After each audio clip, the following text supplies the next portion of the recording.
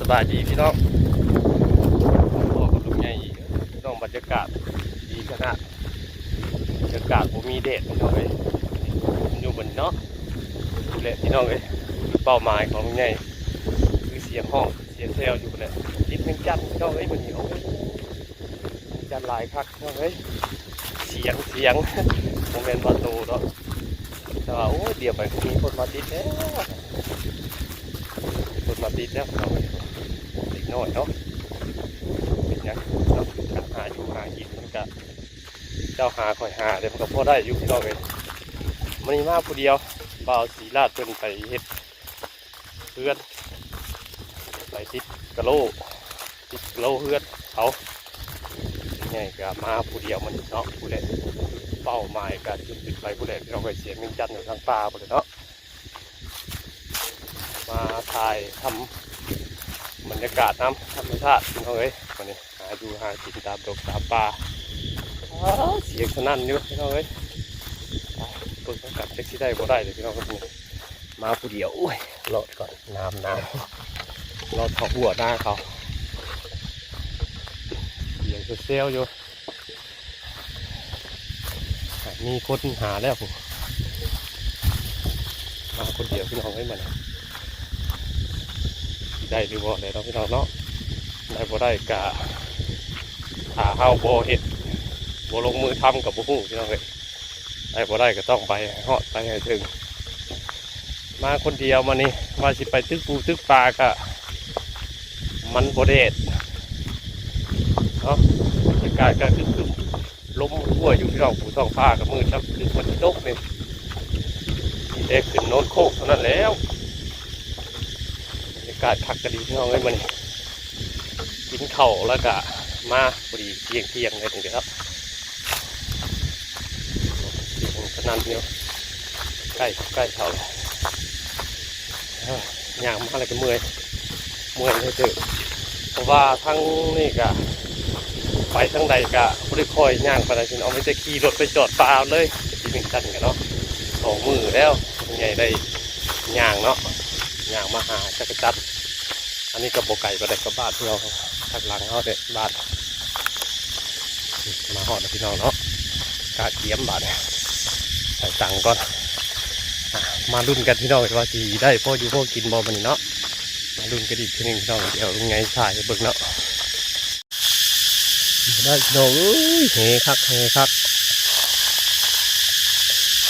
มาตอดสวยบ่ได้เรื่องจันแมนลายครับบ่ได้โอ้ยจันลายได้จัน2 ตัวโอ้ยังเซลอยู่มันหักเอาโมหายติด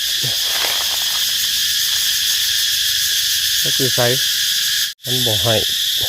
ใกล้เลยแล้วมีวิธีเอาบ่พี่น้องเลยจันแบบนี้จันลายพักมันมีปัญญาเอาสิเฮ็ดแบบใดพี่น้องมีวิธีบ่ขอคำคิดคำเห็นเนี่ยเด้อพี่น้องเลยทางลาวทางเฮานี่เคยเอาแต่วิธีเดียวคือเอาตังมาติดเอาแต่มันก็บ่ให้ติดบ่ได้พี่น้องเอ้ยเดี๋ยวกลับบ้านแล้วเด็ดบุกุ้มมาเลยมาผู้เดียวบ่ได้ประมาณมา2 คนมาคนหนึ่งกับมาเป็นมาแดงบ่มานำช่วยนี่ห้องอยู่จักรจันทร์กันหักไม่ได้บ่ให้กันติดใกล้ก็บ่ได้เป็นน้ำมาสวยดีบ่นี่ห้องนี่ให้เป็นห้องก่อนคือกาบปิกคักเฮ้ยได้จักรจันทร์3 4 ตัวนี่น้ำขวดนี่โอ้ยตายข่าวสินแท้อันนี้จันทร์นี่ความเป็นลายฮะนี่ อยู่นี่ก็มีนี่นี่กบติ่วน้อยๆอันนี้ฮะเบิ้งพอเบิ้งก่อนโบเฮ็ดเนาะพี่น้องเลยกลางเลยเนี่ยจักรจันทร์นี่เนี่ยโอ้เป็นแท้เนี่ยโบได้พี่น้องเอ้ยมันนี่หาก็ได้เนี่ยเป็นมันอย่างเนาะมันซอยจันก็มันลายก็ได้3-4โตได้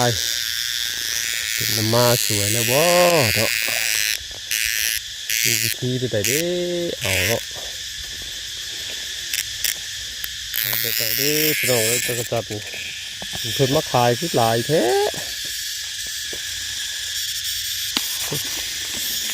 จะอ่อนน้ำเพิ่นปวดน้ำเพิ่นพี่น้องเลยเพิ่นมาขายหลายที่ได้เอาแต่ผักติ้วแล้วเมื่อกี้เนี่ยลายผักติ้วอ่อนจ้าจังได้ฉันอันนี้จะจัดลายกับโบได้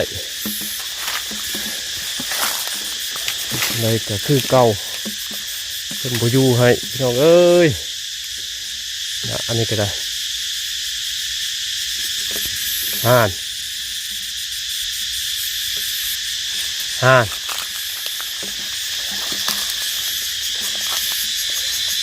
โอ้ห้องเต็มหน้าเต็มหลังอยู่เต็มหอยติดเฮ้ยจ้ะยอมจ้าย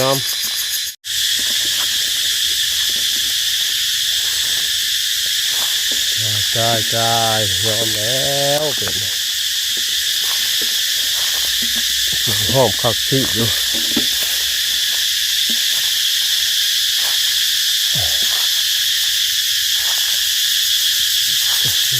มืออื่นไปแล้วมาใหม่เลยนี่เอาใจเศร้าแล้วเบิ่งติดน้ำมาสวยดิพ่อเนาะ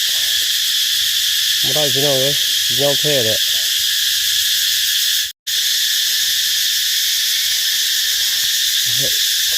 พาพี่น้องมาฟังเสียงก็จะจับพี่น้องเฮ้ยมาเนี่ย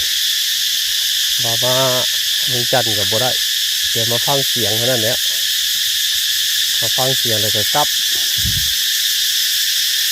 ปัญญาเห็ดเลยถ้าได้ดีไม่ใช่สั่งไปก่อนเลยโอ้ยเนาะแต่สีดายที่เราไว้หลายครับ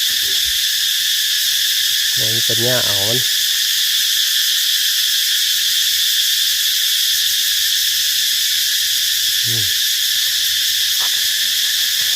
โอ้โหเสียได้แต่ละตัวนำออกครับเลยเราพกกินแล้วมัน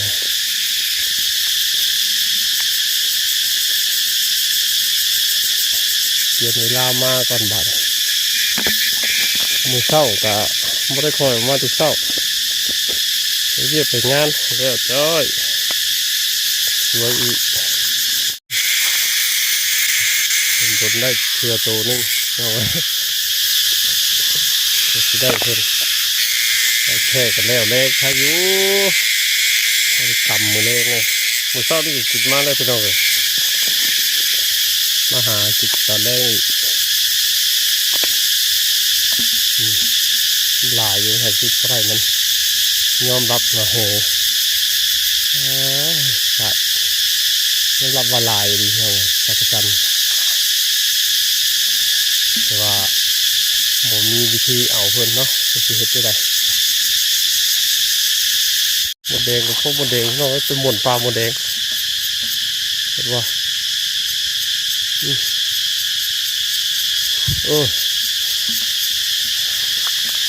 หมดแดงกัดหมดปลาหมดแดง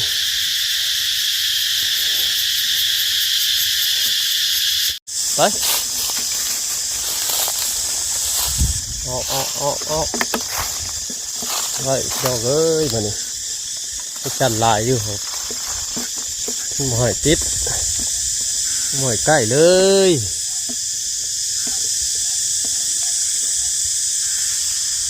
ว้าวติดทำไมโตจะได้ตัวนึง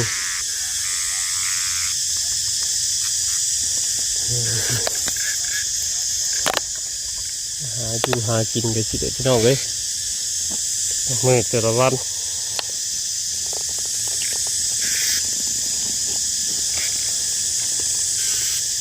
หาได้ก็เลยได้กินหาไม่ได้จะแล้วโอ้คูนี่จะมาติดทั้งหมดก่อน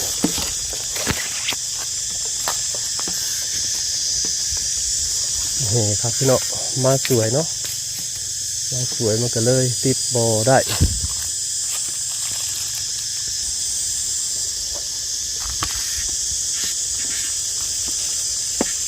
มานอกบัน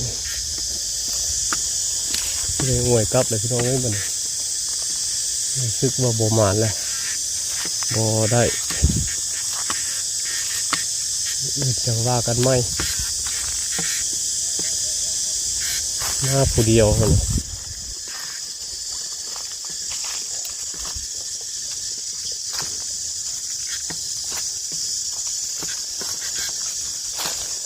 จะจันหลายครับทางเมื่อพี่กันไม่ได้ออกจากบ้านกะวันนั้นทำแต่ละโบก็ต้องออกมาได้บ่ได้กะต้องออกมาอะไรกะให้คือตัดสินบ่ได้มันนี่บ่ได้แบบนี้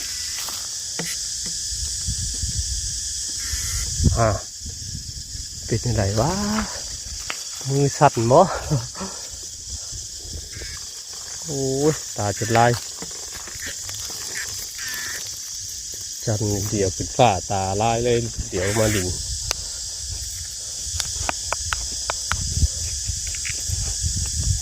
เลาะในเนี่ย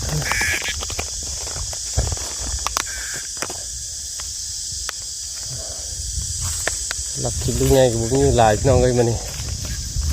อยู่หากินหาจักรจันแต่กันยังโบอยู่พอกินอยู่มันโบได้ลายมันติดเงี้ยออก10 ตัวไปประมาณ10 ตัวพี่น้องใส่ขวดเนี่ยขวดน้ำน้อยประมาณ10 ตัวจักรจันหลายผมอยู่ให้ติดเป็นไงดับหนาไปเลยพี่น้องเลยแล้วมันนี่ก็จะได้อวยทางกับเต่ามาคนเดียวมันนี่เป็นบ้าว่าคนเดียว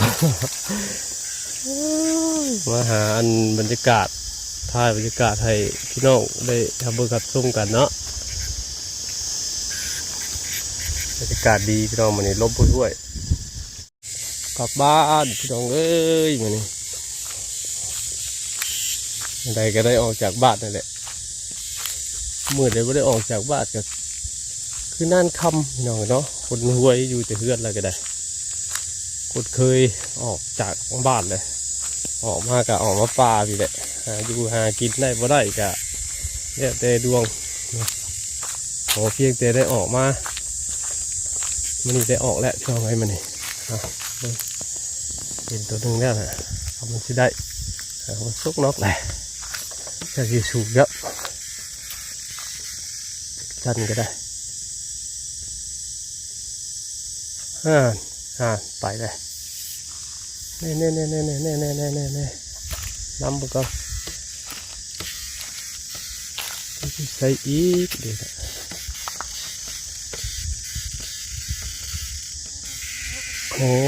ได้อยู่พี่น้อยจันน้อย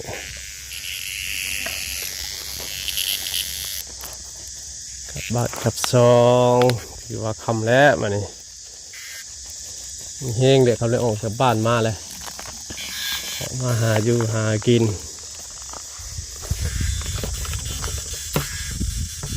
นอกบ่ได้ลายกะ ได้หน่อยได้หน่อยก็ได้หลาย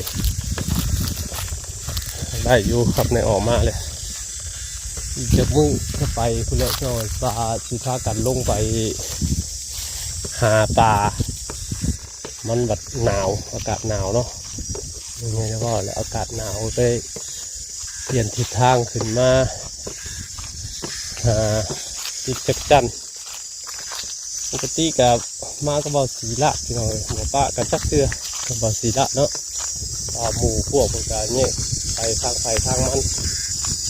เลยเดือดแต่ว่าสีเพิ่นวันนี้กามาคนเดียวพอสีเพิ่นไป10 กิโลเพื่อนเรียกเหตุงานอีกจักมือ2 มือแหละถึงจะไปน้ำยังไงก็มาคนเดียวก่อนมีหมูมีพวกเป็นอย่างที่เนาะไอ้กะบริไปไก่เนาะนี่แหละนี่นี่ก็บ้านสองเนาะบ่ได้คลิปนี้กับบ่มีอย่างไรพี่น้องเลยเนาะพาพี่น้องมาฟังเสียงจักรจันทร์ถึงเมื่อมาเที่ยวตรงให้ตรงหน้าน้ำกันก็คือสิบ่ได้ตามเป้าหมายการหาอยู่หากินมันก็ขึ้นอยู่กับดวงวาสนาเนาะมือได้มือบ่ได้เนี่ยแต่ว่าแต่ก็ได้บ่ได้หน่อยก็ได้หลายบ่ได้หลายก็ได้หน่อยนี่ก็กลับบ้านพอมาทำแล้วนะสำหรับคลิปนี้ก็ขอขอบใจขอบคุณอีซีหลายเด้อพี่น้องเด้อเนาะที่เป็นกำลังใจให้ลุงแง่มาโดยตลอดเนาะลงคลิปใดผมจะคอมเมนต์มาโดยตลอดขอให้โชคดีอยู่ดีมีแห้งสู่ผู้สู่คนอย่าเจ็บอย่าจนพี่น้องนะสำหรับคลิปนี้ขอกล่าวคำว่าสบายดี